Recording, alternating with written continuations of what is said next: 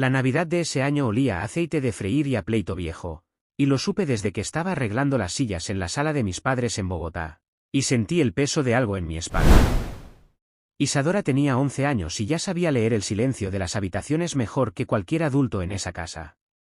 Cuando entró a la sala tomada de mi mano, vi cómo buscó con los ojos a mi madre, Cecilia, y cómo mi madre desvió la mirada hacia la ventana, como si afuera hubiera algo más interesante que su nieta, que la niña que yo había traído a casa cuando tenía 2 años y un olor a hospital que me partió el corazón la primera vez que la sostuve.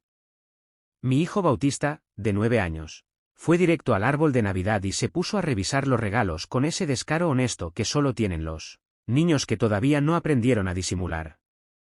Encontró uno con su nombre, luego buscó otro. Alzó la vista hacia mí sin decir nada. Yo entendí. No había nada para Isadora. Mi padre Horacio estaba en la cocina fingiendo que supervisaba el sancocho, que en realidad hacía mi cuñada Pilar, una mujer que me caía bien precisamente porque nunca fingía que le caía bien a nadie. Pilar me miró al entrar, me hizo una seña con los ojos que quería decir algo como «esto va a ponerse feo», y volvió a revolver la olla sin decir nada en voz alta. La esposa de mi hermano Edilberto se llamaba Tania y era de Cali, y desde que entró al matrimonio había aprendido rápido cuáles eran las reglas no escritas de la familia, entre ellas la más infame, que Isadora no era del todo de la familia, que era como una visita larga, que se le trataba con cordialidad calculada pero nunca con el calor instintivo que le daban a Bautista. Tania nunca dijo nada en voz alta, pero tampoco lo contradijo nunca. Eso también es una forma de participar. Edilberto llegó con una botella de aguardiente antioqueño y un abrazo de esos que aprietan demasiado, como queriendo demostrar algo que las palabras no alcanzaban a decir. Le palmeó la espalda a Bautista, le revolvió el pelo. Con Isadora hizo lo que siempre, un saludo de costado, rápido, sin contacto real, como si rozarla mucho pudiera comprometer algo. Yo veía todo esto. Llevaba años viéndolo y años callándolo, y eso es lo que más me costaba reconocer esa noche, que mi silencio había sido una forma de cómplice. Mi esposa Leonarda llegó de la cocina con una bandeja de buñuelos y me miró de esa manera que tienen las mujeres que te conocen demasiado bien, esa mirada que no pregunta sino que diagnostica. Ella sabía lo que yo estaba pensando. También sabía lo que yo no era capaz de hacer todavía, porque llevábamos 7 años esperando a que yo fuera capaz de hacerlo. Isadora se sentó en el borde del sofá, con esa postura que había desarrollado con el tiempo, medio adentro, medio afuera, lista para retirarse si era necesario. Bautista se sentó a su lado. Eso sí lo hacía siempre, sin que nadie se lo pidiera, sin que nadie le explicara por qué era importante. Los 9 años de mi hijo contenían más decencia que toda la historia adulta de esa familia. La primera hora fue la de la performance de la normalidad. Horacio habló de la situación del país, de la economía, de un vecino que había vendido el apartamento a precio de remate. Cecilia preguntó por el colegio de Bautista, por sus notas, por si ya estaba en algún deporte. Nadie le preguntó a Isadora nada. Ella tenía las mejores notas del salón. Había ganado un concurso de dibujo en el colegio ese año. Nadie en esa sala lo sabía porque nadie había pensado en preguntar. Yo lo sabía. Leonarda lo sabía. Y Bautista lo sabía, y en algún momento entre la segunda ronda de buñuelos y el primer vaso de aguardiente, Bautista dijo, sin que nadie se lo preguntara, con esa claridad de los que todavía no aprendieron a callarse: Isadora ganó un concurso de dibujo. Le dieron un diploma y todo. El silencio que siguió fue de esos que no son silencio sino ruido en otro registro. Horacio dijo, qué bien, sin alzar los ojos del vaso. Cecilia dijo, ah, qué chévere, y cambió el tema hacia Tania, hacia algo sobre la remodelación de la cocina de Cali. Edilberto hizo como que no había escuchado. Y Pilar, desde la cocina, alzó la voz para decir ¿cuándo sirvo? Porque Pilar siempre encontraba la salida de emergencia correcta. Isadora no dijo nada. Pero yo la vi recoger el orgullo que había empezado a asomar en su cara y guardarlo de vuelta en algún lugar interno, donde ya tenía un inventario de cosas guardadas. Tenía 11 años y ya tenía ese inventario. Eso me golpeó en el pecho con una fuerza que no esperaba, o que sí esperaba pero nunca dejaba de doler. La cena fue larga. El sancocho de Pilar estaba bueno, como siempre, y eso era lo único honesto de la noche. Horacio sirvió aguardiente. Tania y Edilberto hablaron de un viaje que estaban planeando a Cartagena. Leonarda preguntó si iban con los hijos. Leonarda siempre hacía esas preguntas que parecen inocentes y no lo son del todo. Después de la cena vino el momento que mi madre había estado esperando todo el año. Los regalos. Cecilia era de las que organizaban la distribución con la precisión de un operativo militar. Tenía los paquetes ordenados, etiquetados, pensados. Llamó a Bautista primero, que era siempre el primero, y le dio un paquete grande que resultó ser una consola de videojuegos. Y Bautista no pudo disimular la alegría, aunque yo vi que la mitigó casi de inmediato, como si sintiera que no era correcto alegrarse demasiado en ese momento. Luego llamó a los hijos de Edilberto, 2 niños de 6 y 8 años que recibieron sus regalos con el entusiasmo que los niños tienen cuando todavía no saben que el mundo puede ser cruel. Y entonces Cecilia no llamó a nadie más. Se sentó. Dobló el papel de un paquete vacío. Tomó su vaso de vino. Isadora estaba sentada entre Bautista y Leonarda. No dijo nada. No hizo ningún gesto. Pero yo la vi doblar las manos sobre las rodillas, un gesto pequeño, de contención, de alguien que ya aprendió que no es útil esperar. Bautista sí dijo algo.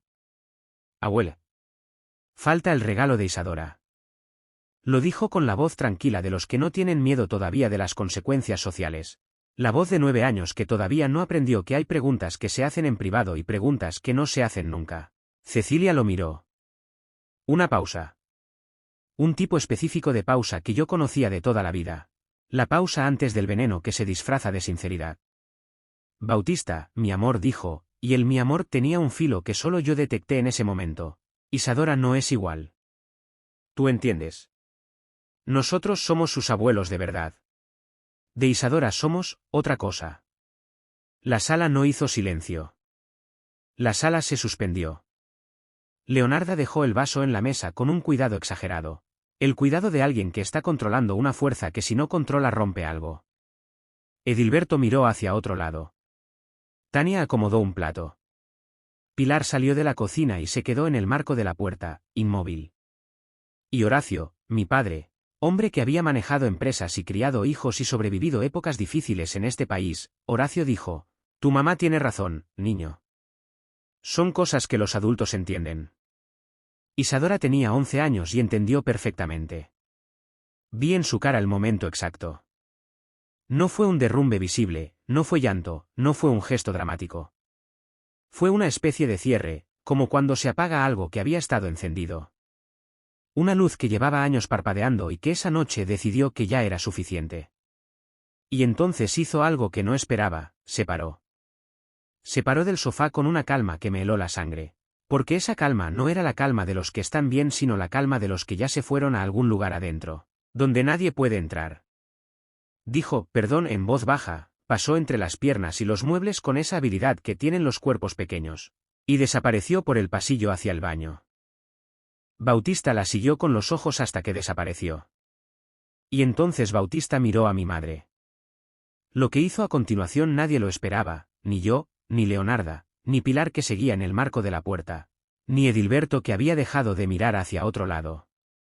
Bautista puso la consola de videojuegos, el regalo grande de Navidad que había recibido con toda la alegría del mundo. La puso en el suelo frente a Cecilia. No la tiró. La puso. Con cuidado.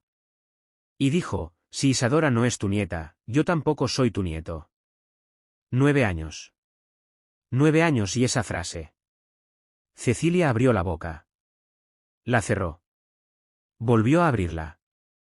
Dijo Bautista, no seas ridículo, pero la voz le salió sin el peso de siempre, como si alguien le hubiera aflojado algo por dentro. No soy ridículo, dijo Bautista. Tranquilo todavía. Esa tranquilidad me estaba destrozando. Isadora es mi hermana. Si tú no quieres ser su abuela, entonces no quiero ser tu nieto.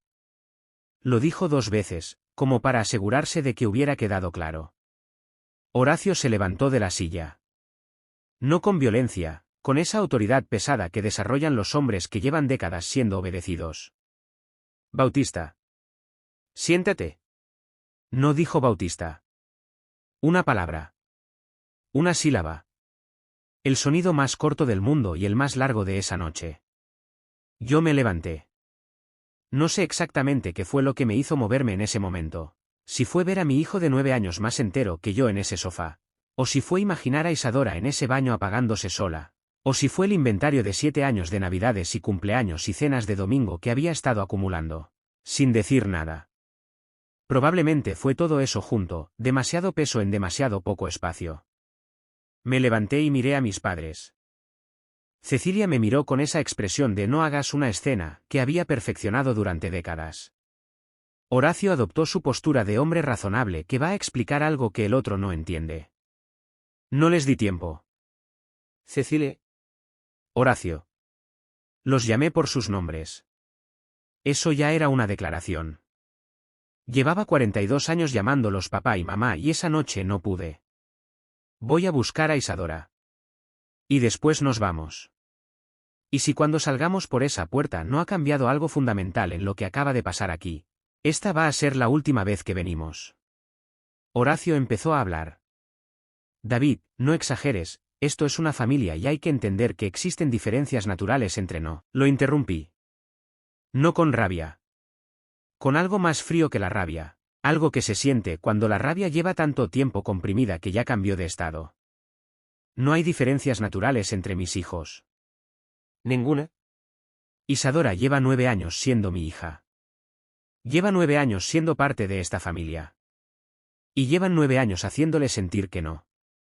Nosotros nunca hemos sido groseros con ella, dijo Cecilia, y lo dijo con la convicción de alguien que genuinamente se cree lo que está diciendo, que es lo más aterrador, que es lo que me hizo entender en ese momento que esto no tenía arreglo posible, porque el daño que no se reconoce no puede ser reparado.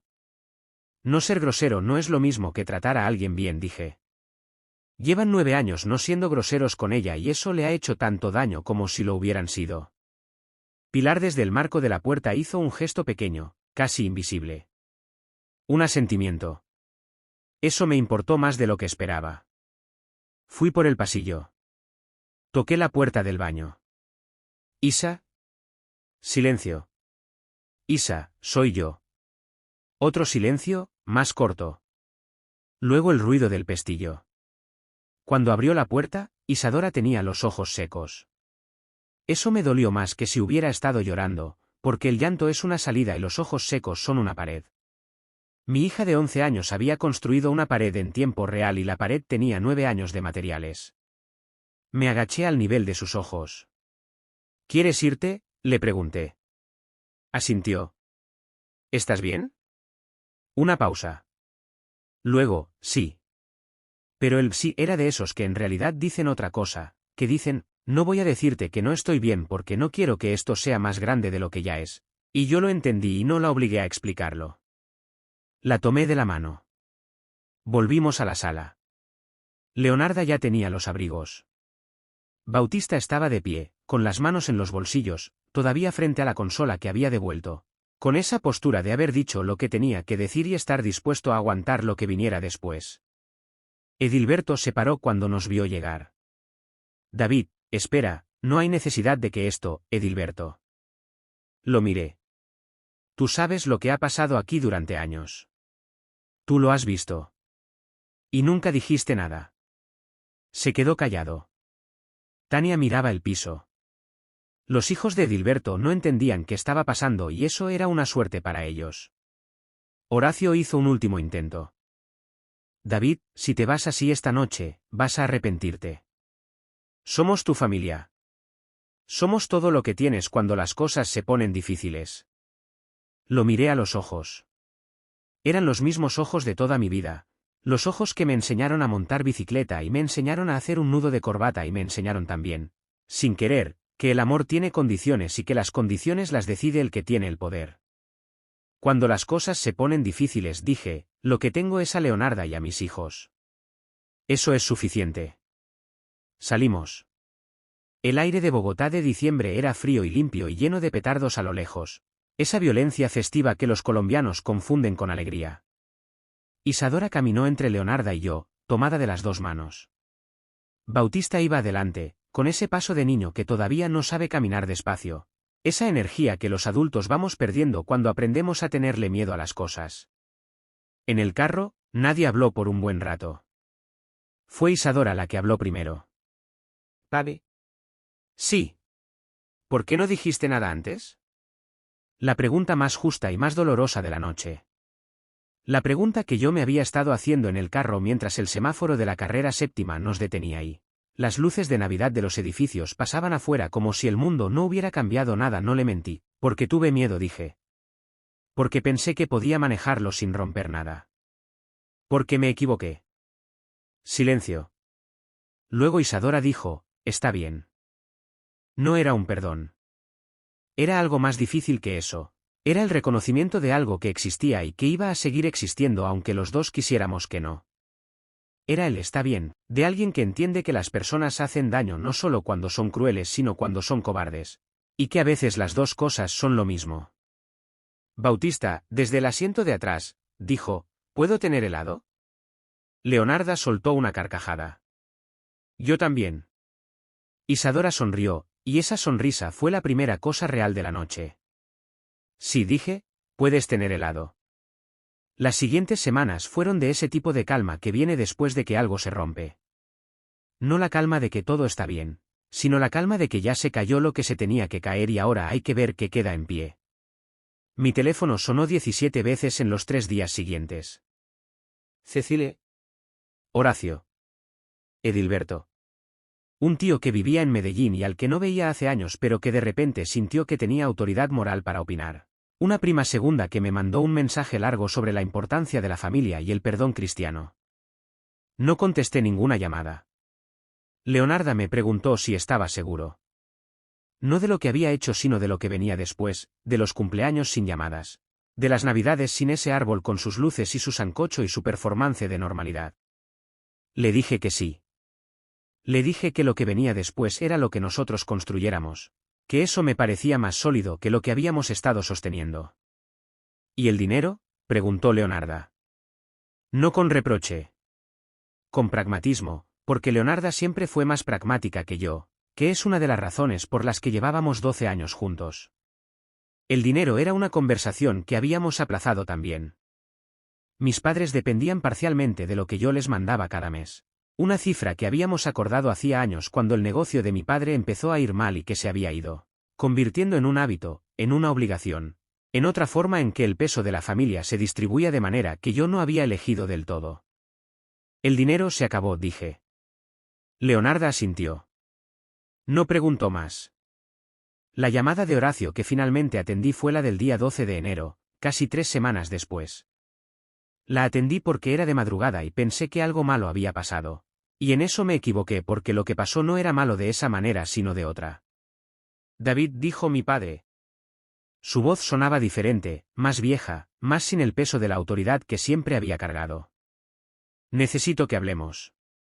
Te escucho, dije. Lo de la niña, lo de Isadora, tu madre y yo hemos hablado mucho. Esperé. Entendemos que quizás nos equivocamos en algunas cosas. Algunas. Esa palabra. Algunas cosas. 7 años de navidades y cumpleaños y domingos y almuerzos y miradas de costado y nombres que no se decían y regalos que no se compraban y preguntas que no se hacían, reducidas a algunas cosas. Horacio, dije, yo no estoy enojado. Estoy cansado. Estoy cansado de proteger a mis hijos de mis propios padres. Y eso no tiene arreglo fácil. Podríamos intentar, quizás. Pero no ahora. Y no sin que sea real. ¿Qué significa real? Significa que Isadora no puede entrar a una habitación y sentir lo que sintió el 25 de diciembre. Nunca más. Si eso puede garantizarse, hablamos. Si no puede garantizarse, no hay nada que hablar. Silencio. Luego Horacio dijo, eso es mucho pedir. Y ahí estaba. Ahí estaba la verdad debajo de todo. Que pedir que trataran a mi hija con dignidad básica era demasiado, que eso excedía lo que podían dar, que el amor que tenían disponible tenía un límite y ese límite había quedado claro frente a un árbol de Navidad. En diciembre. Lo sé, dije. Por eso me fui. Colgué. El mes de febrero trajo una cosa que no esperaba. Pilar me llamó. No Edilberto, no Tania, sino Pilar, La mujer que llevaba 10 años siendo parte de esa familia por matrimonio y que también, en cierta forma, lo había visto todo desde el marco de las puertas. Quiero pedirte perdón, dijo. No esperaba eso. Le dije que ella no tenía por qué pedirme perdón. Si tengo, dijo. Vi cómo la trataban durante años. Vi lo que le hacían a esa niña. Y nunca dije nada. Eso también es algo. Era verdad. Le dije que era verdad. ¿Cómo está Isadora?, preguntó. Bien, dije. Y esta vez el bien era distinto al de la noche de Navidad. Este tenía más sustancia. Está en terapia. Eso ayuda. Está dibujando mucho. Tiene un concurso en marzo. Cuéntame si gana. Te cuento. Isadora ganó el concurso de marzo. Le mandé una foto a Pilar. Pilar mandó un emoji de corazón y uno de aplausos. Sé que es poco. También sé que es algo. Edilberto me llamó en abril. Fue una llamada rara, incómoda, de esas donde la persona al otro lado no sabe bien lo que quiere decir pero sabe que tiene que decir algo. Me habló del negocio de Horacio, de cómo estaban las cosas económicamente, de que el dinero que yo había estado mandando hacía falta. Lo escuché hasta que terminó. Luego le dije, Edilberto, entiendo la situación. Pero ese dinero fue durante años la razón por la que no dije nada cuando debía haberlo dicho. Porque si lo decía, se venía abajo un equilibrio que yo sostenía con mi plata. Eso no puede seguir. ¿Entonces qué?, dijo Edilberto. Un poco a la defensiva, un poco asustado. Entonces buscan otra solución. Y si necesitan mi ayuda para pensar en esa solución, puedo ayudar a pensar. Pero no con dinero que viene a cambio de silencio. Edilberto no dijo nada por un momento. Luego, nunca lo habíamos pensado así. Ya lo sé, dije. Por eso duró tanto. La primavera en Bogotá no es primavera como en otras partes. No hay flores que de repente aparecen ni temperaturas que cambian dramáticamente, es más bien un asentamiento. Una manera en que la ciudad se vuelve ella misma después de las lluvias de diciembre. Yo sentí algo parecido en esos meses. Un asentamiento. No la alegría del que ganó algo, sino la solidez del que dejó de cargar algo que no era suyo. Isadora cumplió 12 años en junio. Le hicimos una fiesta en la casa, con sus compañeros del colegio y sus dos mejores amigas, Federica y Zoraida, que llegaron con globos de colores y la cara llena de entusiasmo. Leonarda hizo torta de 3 leches. Bautista organizó una competencia de baile que nadie le pidió organizar pero que terminó siendo lo mejor de la tarde. Mis padres no estuvieron. Era la primera vez en 12 años que una celebración importante de mi familia ocurría sin ellos. Esperaba que eso doliera más de lo que dolió. En cambio sentí, durante una fracción de segundo mientras Isadora soplaba las velas, que era la primera vez que la fiesta era completamente de ella, que no había ninguna mirada que calibrar, ningún gesto que interpretar, ningún inventario de regalos que comparar. Isadora sopló las 12 velas de un solo soplido. Bautista aplaudió como si acabara de ver algo extraordinario. Leonarda me tomó la mano debajo de la mesa. Más tarde, cuando los niños se habían ido y estábamos recogiendo los platos, Isadora se quedó un momento parada en la cocina con un plato en la mano y me miró. «¿Papi? Dime. ¿Tú crees que algún día van a cambiar?» Pensé en Horacio con su voz más vieja en la llamada de enero. Pensé en la palabra algunas. Pensé en lo que significa cambiar de verdad versus lo que significa ajustarse lo suficiente para que el statu quo pueda restaurarse. No sé, le dije. Y no era una no respuesta, era la respuesta más honesta que tenía. Quizás. Pero aunque cambien, lo que pasó no se borra. Y yo no puedo permitir que esperes a que cambien si eso significa seguir exponiéndote a que no lo hagan. Isadora asintió. Siguió lavando el plato. Luego, sin mirarme, está bien que no lo sepas. Me quedé con esa frase. La llevo todavía. Está bien que no lo sepas. Mi hija de 12 años me dando permiso de no tener todas las respuestas, de ser un padre que comete errores y los reconoce, de ser un hombre que tardó demasiado pero que finalmente se movió cuando era necesario. Eso no me absuelve del tiempo que tardé. Nada me va a absolver de eso. Pero estar absuelto no era lo que buscaba. Lo que buscaba era ser el padre que Isadora merecía, aunque llegara tarde, aunque llegara después de que ya había inventario, después de que ya había pared, después de que una noche de diciembre mi hijo de 9 años tuvo que hacer lo que yo debía haber hecho años antes. El agosto trajo algo que no había anticipado. Una carta. Física, en sobre, con letra de Cecilia que yo reconocería en cualquier parte. Esa letra de colegio de monjas que mi madre había conservado intacta desde los años 70. La abrí en el patio de la casa, solo, antes de que Leonarda o los niños se levantaran. Leí despacio. Mi madre escribía sobre el tiempo. Sobre lo que el tiempo hace con las certezas. Escribía sobre una conversación que había tenido con una amiga suya, una mujer que también tenía nietos adoptados, y lo que esa amiga le había dicho sobre el amor que se aprende versus el amor que se siente de inmediato. Escribía sobre vergüenza, aunque no usaba esa palabra. Usaba otras. Usaba equivocación y no haber entendido y haber estado en un error. Al final escribía, no te pido que vuelvas ahora. Solo quiero que sepas que tu hija es tu hija. Eso debía haberlo sabido desde el principio. Doblé la carta. La guardé en el bolsillo. No le contesté esa semana. Ni la siguiente. No porque quisiera castigarlos, sino porque no sabía todavía qué decirle a esa letra de colegio de monjas que por primera vez en 12 años había escrito algo que se parecía a la verdad. Cuando le conté a Leonarda sobre la carta, se quedó callada un momento y luego dijo, ¿qué vas a hacer?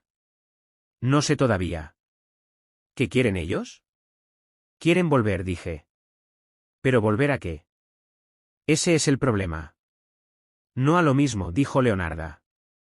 Y lo dijo con una firmeza que me clarificó algo que yo tenía nublado. Si vuelven, tiene que ser a algo distinto. No a hacer como que nada pasó. Asentí. Fui a buscar a Isadora esa tarde. Estaba en su cuarto dibujando, que era lo que hacía cuando necesitaba procesar algo, aunque a veces también lo hacía simplemente porque le gustaba. Le pregunté si podía ver lo que estaba dibujando. Me mostró el cuaderno. Había dibujado una casa. Dentro de la casa había personas, figuras esquemáticas con detalles pequeños que las hacían específicas. Uno con lentes, una con el pelo largo, uno más pequeño con una consola de videojuegos en la mano. ¿Y esta?, pregunté, señalando una figura que estaba en el umbral de la puerta de la casa. Dentro pero en el borde. Isadora lo miró un momento. Esa soy yo, dijo. Pero ya entró. Lo dijo sin drama, como si fuera una observación, un reporte. La figura del umbral que ya había entrado. Cerré el cuaderno con cuidado y se lo devolví. No le hablé de la carta, todavía no era el momento. Pero mientras caminaba de vuelta por el pasillo hacia la cocina, sentí que el tiempo de la carta iba a llegar, que habría una conversación, que la conversación sería difícil y no concluiría en nada limpio, que el daño que se había hecho en 12 años no iba a resolverse en una tarde ni en un año ni quizás nunca del todo. Pero también sentí, por primera vez en mucho tiempo, que lo que había en esa casa era suficiente para aguantar cualquier cosa que viniera después. Bautista estaba en la sala jugando con un juego de mesa solo, que es algo que hacía cuando esperaba a que alguien se uniera sin querer pedirlo directamente. Me senté en el sofá. ¿Juego?, pregunté. Sí, dijo, y me lanzó los dados con una alegría que no tenía nada de contenida, que era toda ella misma. Enter. Los dados cayeron, el juego empezó. Afuera, Bogotá seguía siendo Bogotá, ruidosa y complicada y llena de gente viviendo sus propias versiones de lo que le había pasado a esta familia en una noche de diciembre. Adentro, la casa olía a la cena que Leonarda estaba preparando y al marcador con que Isadora seguía dibujando y a algo que no tiene nombre fácil pero que se parece mucho a lo que queda cuando finalmente dejas de fingir que algo está bien cuando no lo está. Lo que queda no es paz, exactamente. Es algo más honesto que eso.